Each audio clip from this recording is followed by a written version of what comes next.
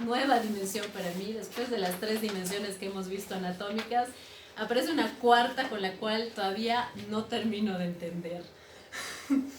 Entonces, bueno, voy a tratar como de interactuar con las personas que están aquí y también fijarme en la cámara para que quede la grabación, ¿sí?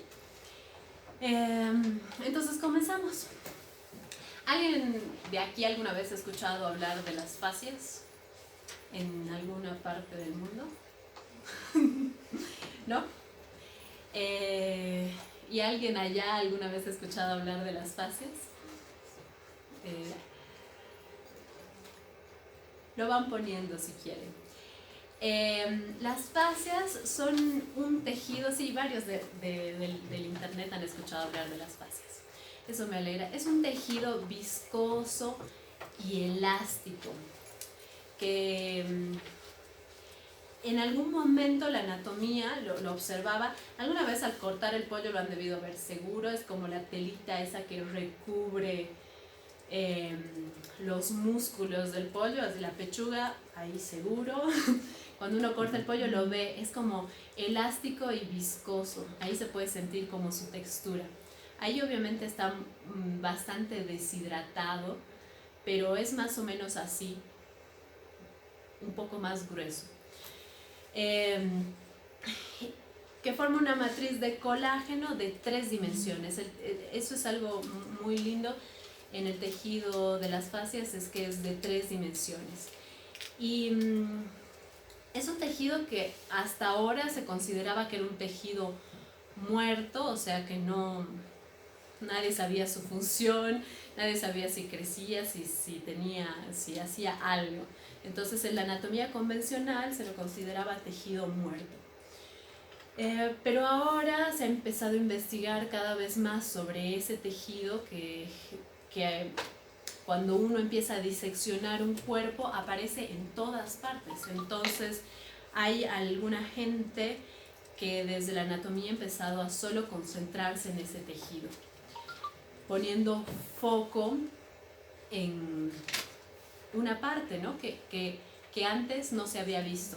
Y a mí me encanta esto porque estamos observando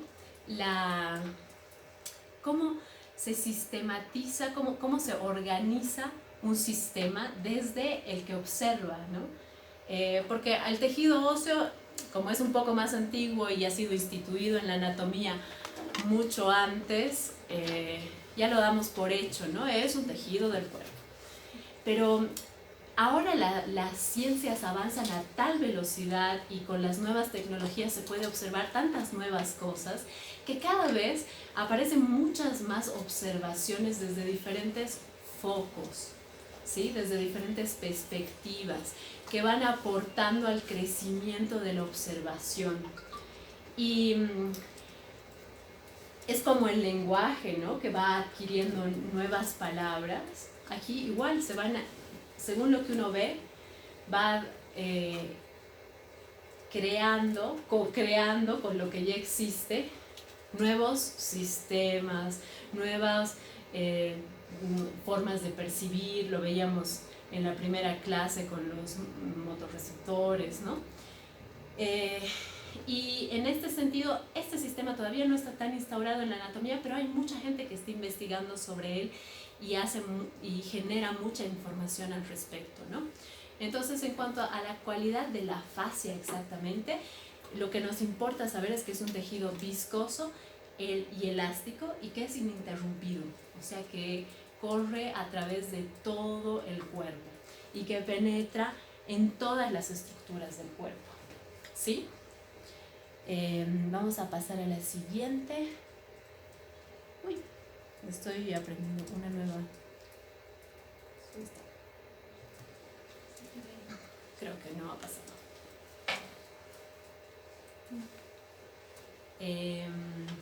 Bueno, pero lo que viene es el sistema.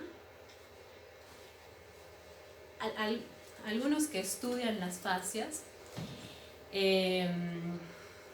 han empezado a decir, bueno, hay la fascia, esa telita que cubre los músculos, que también cubre ciertos órganos, que que conecta los músculos con los órganos y nunca se termina. Entonces vamos a empezar a llamarlo sistema conectivo, ¿sí?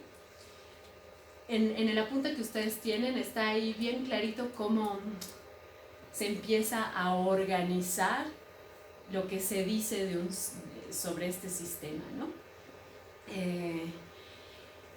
Entonces, algunos han empezado a llamar a esto sistema conectivo. Y es un sistema que conecta a todo el cuerpo y incluye, o sea, los más fanáticos de las fascias, incluyen todo dentro de las fascias, pero incluye la piel, la saponeurosis, el periósteo. ¿Se acuerdan que hemos visto dentro de los músculos? Ustedes han leído que los músculos tienen un periósteo que se une por medio de los tendones a los huesos. Todo eso es parte del sistema conectivo, es fascia, ¿sí? Entonces aparece una dimensión que es wow, la telita del fascículo del músculo se une con la otra telita del otro fascículo del músculo y a la vez hay otra telita, otra pielcita del músculo grande y todas esas se van engrosando y ¿qué generan? Generan los tendones que se van a ir a insertar en el hueso y después el hueso también tiene su telita que recubre el hueso y así sucesivamente, ¿no? Entonces eso es lo que llaman el sistema conectivo, ¿no? Y es interesante pensar cómo puede haber un sistema que conecta toda la integridad de nuestro cuerpo, ¿no? Toda la integridad de nuestro cuerpo, no es que termina en algún lugar. Ahí lo del sistema conectivo. Eso, gracias, Toño. Algunas características que nos interesan de este sistema es que influye mucho en la regulación del tono. ¿Se acuerdan que habíamos visto esos motorreceptores en la primera clase que les di como un pequeño artículo para leer, que estaban en la piel, que se los activaba por vibraciones y que además, sí. Bueno, aquí vamos a ir ya cruzando información, ¿no? ¿Qué es lo que vamos a hacer estas últimas 2 clases? Para que todo empiece a tener un poco más de sentido, ¿no? ¿Qué es lo que pasa en el cuerpo, ¿no? Igual otra vez, de lo específico a lo global, de lo global a lo específico, así transitamos en la vida también. Bueno, habíamos visto estos motorreceptores. Bueno, si la piel es fascia, las fascias tienen motorreceptores, ¿no? Y todos esos tienen sus características de cómo sienten, lo habían visto también en la primera clase, lo habían leído. Y esas características pueden ser estimuladas de una o de otra manera. Y eso influye mucho, primero, en cómo percibo mi cuerpo, pero también en la regulación del tono. Otra vez aparece esto del tono, ¿no? Cómo puedo regular el tono en diferentes vibraciones, ¿no? Con diferentes cualidades. Eso es una característica que de este sistema nos interesa. Después, tiene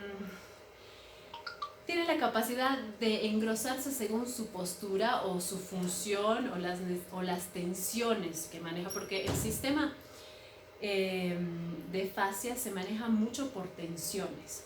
¿Qué quiere decir esto? Uno, que como ya lo habíamos visto,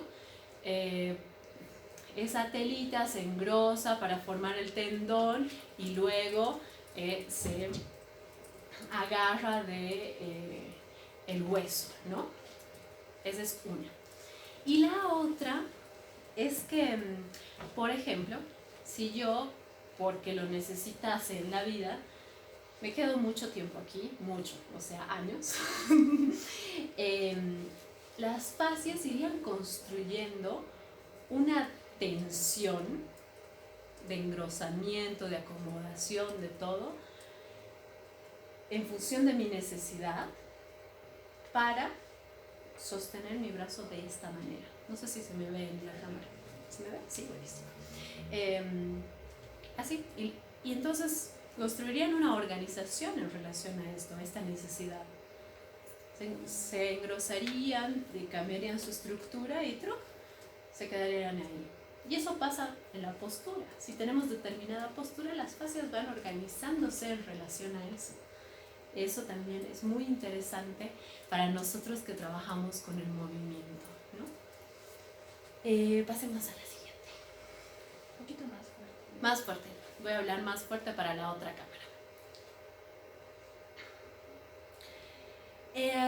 Hay otro concepto que aparece en relación a este estudio de las fascias, que es bien importante. ¿Alguien de aquí alguna vez ha escuchado hablar de la tensegridad? ¿Ese concepto les suena? ¿Les mueve algo? ¿Les resuena en algún lugar? ¿No? En principio, el concepto de tensegridad aparece en la arquitectura. Como han visto, mucho de la biomecánica toma conceptos de la física y de la arquitectura, ¿no? Cuando hemos visto las palancas, el concepto de palancas es un concepto de la física, ¿no? Y la tensegridad es un concepto de la arquitectura. Si buscan tensegridad en internet van a encontrar edificios hechos de una forma muy interesante, que es a plan de tensión, de equilibrio de tensiones, ¿sí? Este concepto de tensiones y de tensegridad viene de una parte de la biomecánica que se ha llamado biomecánica global, ¿sí? Es esa otra parte de la fisiología articular que estudia más lo específico, que nos cuenta, que nos expone las palancas y el peso, y mide dónde se pone el peso, si más atrás, si más adelante, y es más específica, más cuantitativa también. O sea, es una. Y esta es una biomecánica que se llama global, biomecánica global. Y entonces en este estudio de las fascias y de que el cuerpo en realidad podría ser que no solo sean los huesos de sostén y los músculos que los mueven, sino que hay algo más que mantiene nuestras posturas, que vendrían a ser las fascias, aparece este concepto de tensegridad. Se los voy a leer. Es un modelo que propone la estabilidad general en un sistema de tensiones. Entonces, ¿qué quiere decir eso en el cuerpo, no? Es un sistema de tensiones. Bueno, lo que propone este sistema es que el tejido blando, este sistema conectivo, lo que da a los huesos es un sistema de tensión, y que los huesos en realidad están flotando en ese sistema de tensiones, ¿sí? Si se acuerda un poco, y también influye en la posición de un hueso. Entonces, la posición de los huesos y la postura depende mucho más del equilibrio del tejido blando que de cualquier empuje de alta velocidad de los huesos para volver a su alineación. ¿Qué nos está proponiendo esto, no?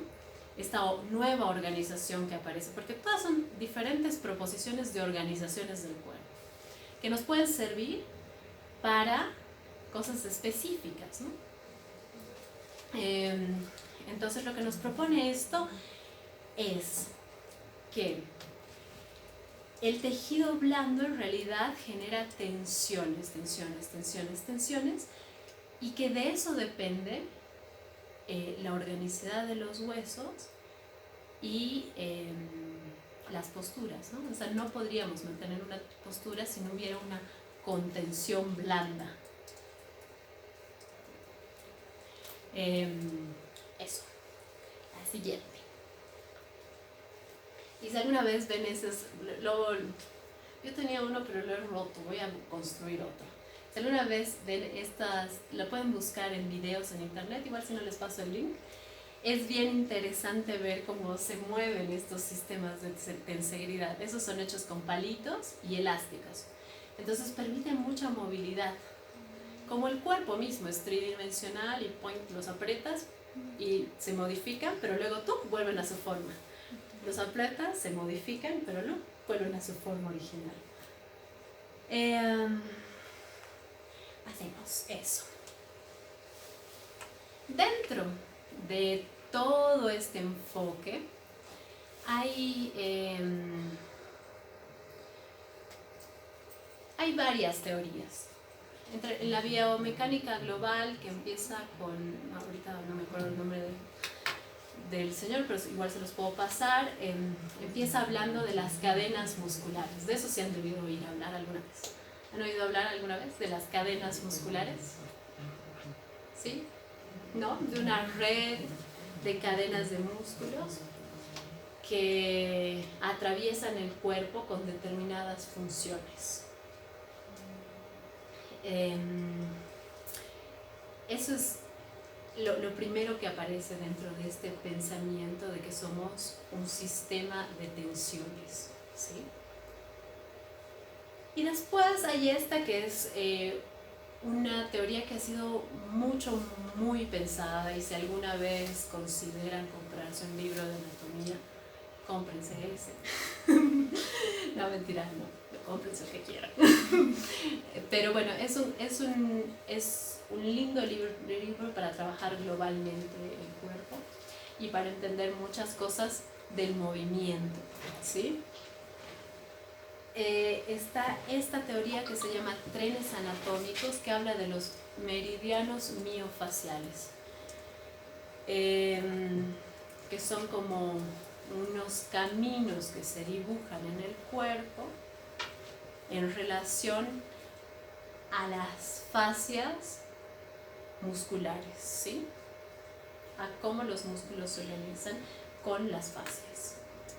Por eso se llaman miofaciales. Cualquier cosa en la vida que vean que tiene mio, quiere decir que tiene relación con los músculos. Entonces, estos meridianos mapean las líneas globales de tensión que pasan por toda la superficie muscular del organismo, actuando para mantener el esqueleto en su forma, ¿sí? Entonces son como mapas que muestran cómo se organizan. Ahí lo ven, ¿no? Hay unas lineecitas. Es como un mapeo de esos caminos que sostienen, caminos de tensión. Nunca se olviden que esto es un sistema de tensiones. No tensiones en el sentido de, cuánta tensión tengo en el cuerpo, sino de la tensión necesaria para mantener una estructura, ¿sí? Entonces, esas tensiones aparecen mapeadas en esta teoría. Y es bien interesante de verlo. Igual, obviamente, no la vamos a ver a profundidad en este curso, porque uno estudia años para entender estas cosas, pero sí está bueno que sepamos como qué sistemas nos llevan a qué cualidades de movimiento, ¿sí? Incluso podríamos ver aspectos del movimiento desde los órganos, ¿no? Pero eso es mucha profundidad para 3 días de clase, ¿no? Entonces, mejor vamos a lo que es más concreto, a lo que ustedes van a poder buscar información en lugares más accesibles, y van a poder ampliar sus conocimientos en relación a lo que a ustedes les interese. Porque si hay algo, y ahora sí ya vamos a entrar a entremezclar la información, que a mí me interesa en este curso, es que ustedes tengan como una pantalla de opciones en las cuales pueden decir, mira qué interesante esto, para mi trabajo, para mi tipo de trabajo, funciona. Porque hay hay teorías que sirven para un tipo de trabajo y hay otras que sirven para otros tipos de trabajo, ¿no?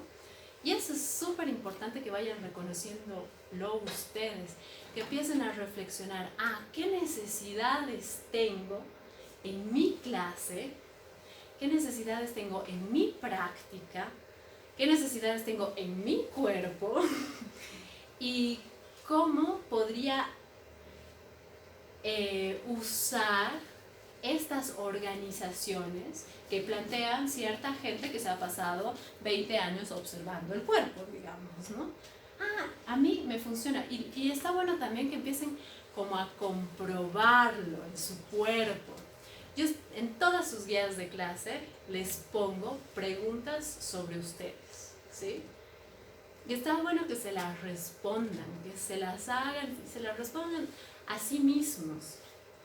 Porque esas preguntas, porque uno empieza a hacer análisis, observaciones, descripciones y luego análisis desde uno mismo. Y luego puede ir a los demás, ¿no? Si yo voy a dar una clase de, no sé, de elongación muscular, pero nunca he hecho una elongación muscular, es muy difícil que les pueda transmitir a mis alumnos algo de como la sensación de lo que tienen, por lo que tienen que pasar. Y nosotros trabajamos mucho con sensaciones, ¿o no? Sí. Y ahí también ya vamos entrando y viendo cómo estos conocimientos de anatomía no son para solucionar problemas tipo lesiones, o sea, nosotros no solucionamos problemas de lesiones, nuestro trabajo no es ese, nuestro trabajo es enseñar danza, ¿no? Es otra cosa. Entonces, ¿cómo esta información anatómica me puede servir para enseñar danza?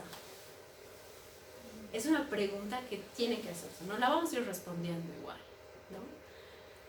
Tal vez puede servir para evitar, porque si hay muchas lesiones en una clase, algo debe estar pasando, ¿no? Puede servir para evitar, pero no es para curar lesiones lo que aprendemos, ¿no? Es para enseñar danza, es para ampliar las capacidades de movimiento, ¿no?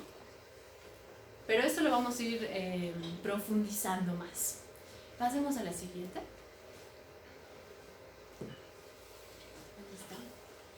Y ahí están los mapeos.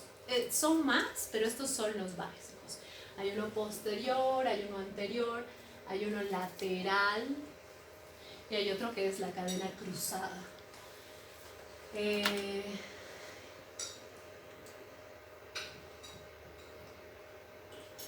Miren qué lindos son. Y ahora voy a empezar a hablar, pero esto lo vamos a profundizar mucho más en nuestros encuentros. Aunque ahora ya son medio encuentros vivenciales, estoy más feliz. Se ve que soy más fluida cuando hay gente. Ustedes me ayudan, ¿verdad? Gracias, chicos, por estar aquí.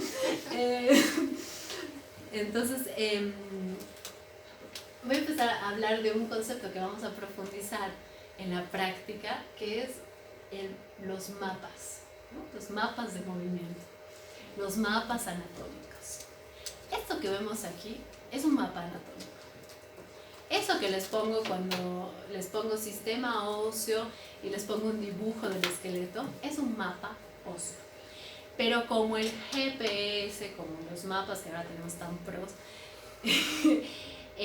son mapas, no son personas, son mapas. Son eso que nos puede ayudar cuando yo veo una dirección me dicen Sánchez, Lima y Huachala, ¿no? Listo, Sánchez, Lima y Huachala, pongo en mi GPS Sánchez, Lima y Huachala. Dice que es ahí. Pero ese mapa no me va a decir si es que va a haber trancadera cuando voy a llegar, si es que justo la puerta, o aquí que es muy común, si es que va a haber alguna marcha. me va a decir? O sea, la experiencia de lo que me va a pasar, el recorrido que voy a tener al llegar a la Sánchez Lima y Huachalla, no lo voy a saber por el GPS. Entonces, estos pueden ser nuestros GPS. Podemos explorar en estos GPS, pero la exploración real es usando estos mapas en nuestros cuerpos, ¿no? O sea, ¿cómo compruebo que realmente se llega a la Sánchez Lima y Huachalla yendo por el Ecuador y luego bajando una cuadra? Eso es el GPS. Pero tal vez hago eso y no llego, ¿no? Estaba mal hecho. Obviamente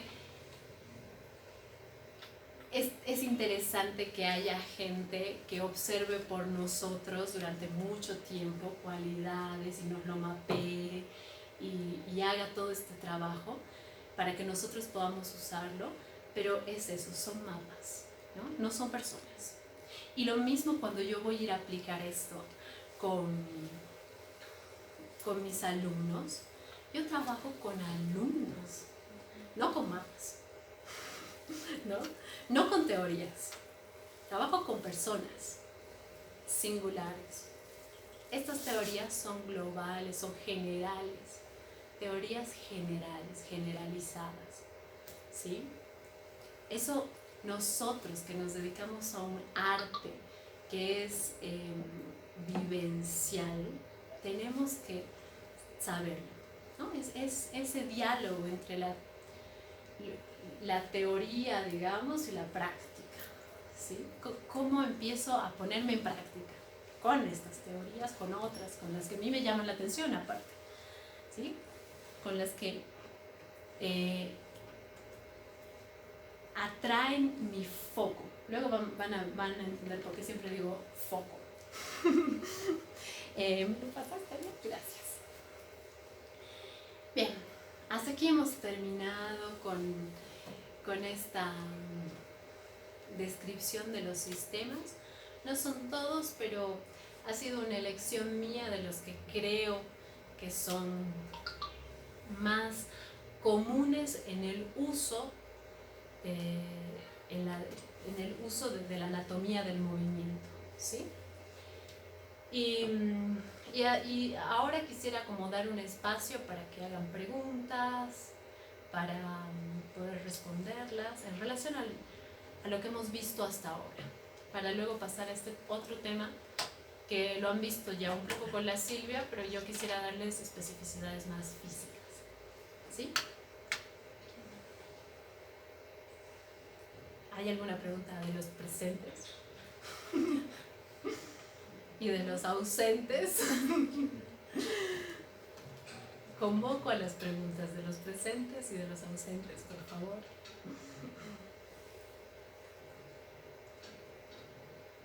Gracias. Yo tengo una pregunta. Dentro de estas cadenas, ¿hay alguna cadena que tenga mayor tensión que otra? Sí. ¿Sí? Hay cadenas. Ya. El Oscar aquí presente pregunta si dentro de estas cadenas hay algunas que tienen mayor tensión que otras. Y sí. Sí hay algunas cadenas que tienen mayor tensión que otras. Igual que los músculos, ¿se acuerdan que hay unos que tienen como esas en el cuerpo siempre hay como compensaciones para que se mantenga el equilibrio, ¿no? O sea, para mantener el equilibrio siempre tenemos como una ley de la compensación. Así como hay músculos de contracción rápida y otros de contracción lenta, y hay unos que sostienen la postura y hay otros que más bien generan el movimiento, en las cadenas pasa exactamente lo mismo. Hay unas que tienen una función más estable y otras un poco más móvil. Hay unas que tienen una tendencia, sobre todo en las primeras teorías de cadenas musculares, eso es como bien claro. Hay unas que tienen mucha tendencia al acortamiento, ¿no? Sobre todo la cadena posterior, que es la que mantiene nuestra extensión en posición de bipedestación, ¿no? Ya habíamos visto también que nacemos como un poco hacia la flexión y la gravedad nos... Voy a parar un rato para ver que no se recorte para los ausentes. ¿Por qué no han venido?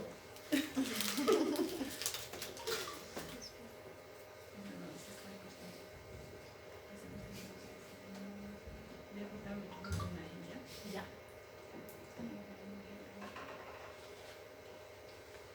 Vamos a hacer un tiempo. Cada estilo de danza, ¿no?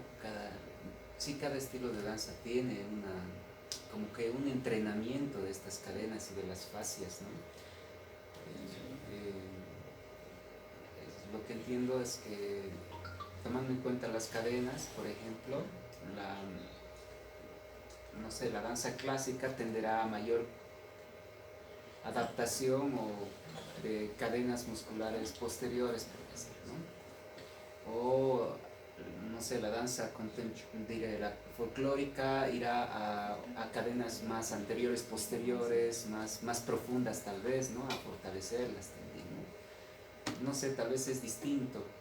Por eso tal vez las posturas, las formas que pueda adoptar cierto tipo de estilo de danza hace que haya cierto tipo de tensiones por adaptación a ese estilo de danza, ¿no? No solo en las fascias, en todos los tejidos. Claro, en todos, sí. En todos los tejidos, o sea, ¿Has cortado? lo vamos a ver bien claramente en las clases prácticas, pero está bueno que escuchen lo que dice el Oscar,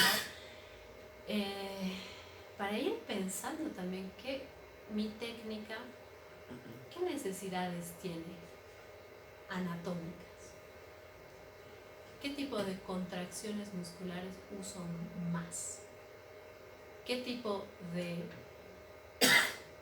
cadenas uso más? No. O sea, irme preguntando, ¿no? O qué habilidades, porque una puede ser desde los sistemas, pero ahora vamos a entrar a ver cosas más prácticas, y otra puede ser como habilidades, ¿no? Si han leído el texto de hoy día de desarrollo humano, ahí hay una descripción de las habilidades, ¿no? Y mañana tienen un texto igual de eso, que son textos más pegados a la educación física, pero uno puede entrar por varios lugares, o sea, por eso digo, ¿dónde se va mi foco? ¿Cuál es mi facilidad también, ¿no? Cómo yo entiendo más las cosas. Pero podría pensar, el tipo de danza que yo hago necesita más elasticidad y flexibilidad, movilidad, todo ese combo, o necesita más estabilidad, o necesita más fuerza.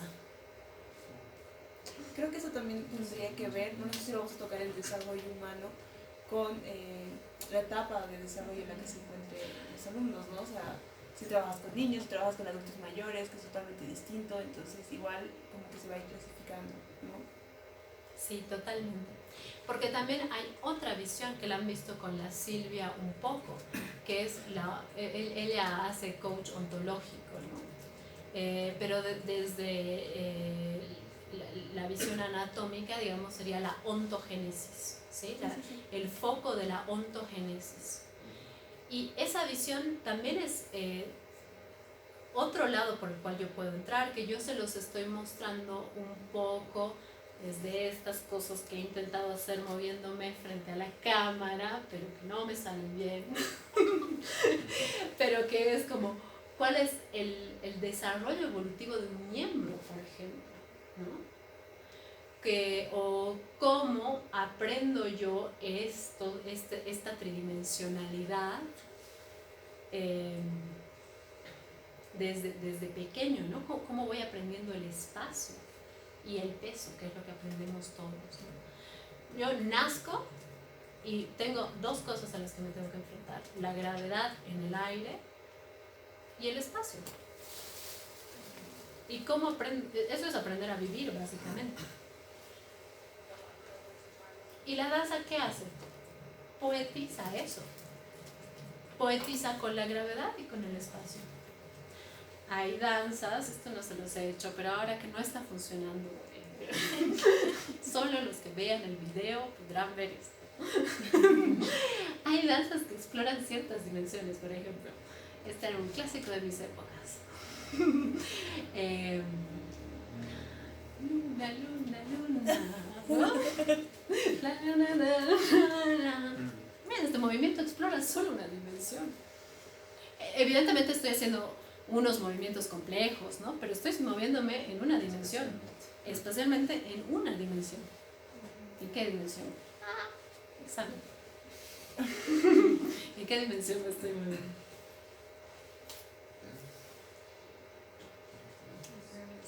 Si quieren, díganme las direcciones a las que me estoy moviendo, no me digan el nombre científico. Derecha, izquierda. Gracias, derecha, izquierda. ¿No? Hay otras, por ejemplo, que exploran otros movimientos bien claritos. Este sería, ¿qué movimiento? Rotación. Rotación. ¿En qué plano? En el transverso. ¿Transverso? ¿En serio? No. No. Aplazamos. Horizontal. Pero sí está bien lo que dicen en relación al transverso, porque de esta manera, y eso era lo que el otro día nos entendía, porque aparte yo era la primera vez que hacía esto, de esta manera miren hacia dónde voy. Ya está. Hacia atrás, hacia adelante, o sea, conecto mi atrás con el adelante. Pero eso, el movimiento se hace en el plano horizontal. Ya hemos vuelto. Buenísimo. Esto solo es para ustedes. Ven que es mejor las clases en vivo, Sí, tienen claro. sus plus. Hasta la profesora va. Para que vean que no es como una abstracción gigante esto de los planos, ¿no? Es bien concreto. ¿En qué planos más se mueve mi técnica, ¿no? Entonces, ¿qué necesidades me da eso y cómo puedo responder a eso? Las cadenas, ¿no? Por ejemplo, esas cadenas son las cadenas cruzadas, ¿no? Que funcionan las cadenas Las cruzadas, ay, A qué este lindo, lado lindo. las cadenas laterales. Miren, eso es un análisis muy claro. Y después si veríamos que no lo vamos a ver, lo siento porque es muy largo, pero si quieren pueden llamarme para que haga otro taller. No, si veríamos patrones de movimiento, veríamos que este es un contralateral, eso es ontogénesis también, ¿no? Hay ciertos patrones de movimiento que van a sustentar nuestra posición de parado y cómo caminamos, que los aprendemos desde la panza de la mamá hasta, creo que siempre, pero se desarrollan hasta que nos paramos y caminamos, damos nuestros primeros pasos. Entonces, eso que dice el Oscar, dice, sustenta la contralateralidad, ¿sí? Las cadenas cruzadas. Y otra vez, ¿no? ¿Qué plano? La conexión adelante, atrás, ¿sí? Bueno, entonces ahora sí, ya que estamos en línea, ¿no? ¿Se me escucha? Estamos transmitiendo sin imagen porque o es audio o imagen, la verdad Ya. no nos está dejando llevar los dos, pero explicarles que en el video está todo incluso. Dice que les tengo que decir que por ahora no van a ver la imagen porque no está sosteniendo la plataforma. Seguramente hay muchos conectados porque soy muy feliz otra vez. Pero cuando vean el video van a ver todo lo que se ha hecho y dicho, incluso hasta un bailecito que he hecho mientras estaban desconectados. Bien, entonces ahora sí vamos a entrar a esto que es el desarrollo humano. Un cachito, habían dos preguntas. Habían dos preguntas, perfecto. Entonces nos quedamos primero con las preguntas de los ausentes. Ya, Así es. de Vanessa Corina, dice, ¿cómo se relaciona la tensegridad con las fascias? Bien.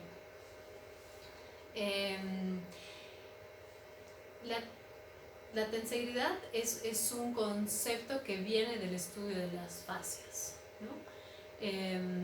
Seguramente quienes lo han desarrollado, la primera pregunta que se han hecho es cómo funcionan en sistema, o sea, en sistema organizado, estos tejidos que estamos observando, ¿no? Estas fascias que tienen estas características determinadas, que son como elásticas, ¿no? ¿Cómo funcionan en sistema?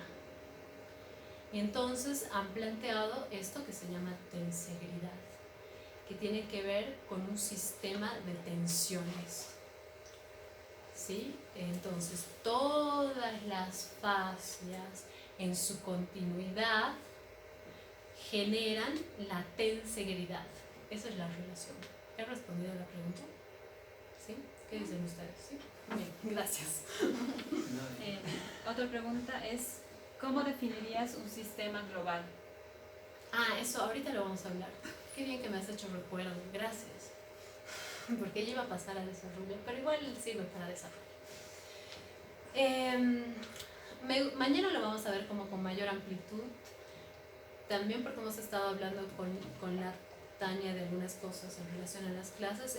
Les he hecho como unos cuadritos de cómo podrían empezar a pensar analíticamente cómo entro a mirar el cuerpo, mi cuerpo o el cuerpo de otra persona, ¿no? Pero bueno, ahora que estamos terminando de ver esto de los sistemas, han visto que hay algunas organizaciones que yo les he ido mostrando como principios básicos de trabajo, ¿no es cierto? En las anteriores clases. Hay algunos principios de trabajo que son más específicos, o sea que lo que me llevan a mirar es algo específico. Por ejemplo, cómo funciona un músculo en relación a otro, ¿no?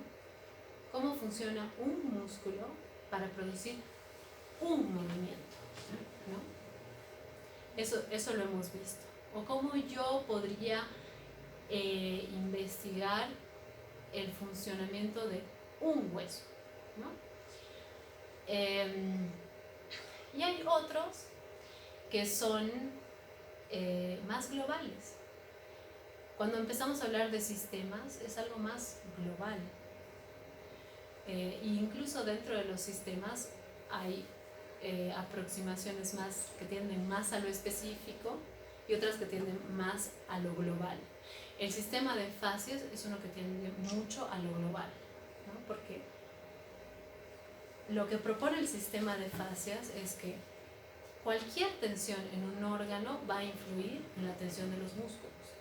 Cualquier tensión en un músculo va a influir en el resto de los músculos. O sea, eso es algo que no lo he explicado ahora, pero es bien interesante de ver. Hay un sistema de compensaciones. O sea, si se me tensa aquí, voy a compensar con otra parte de mi cuerpo.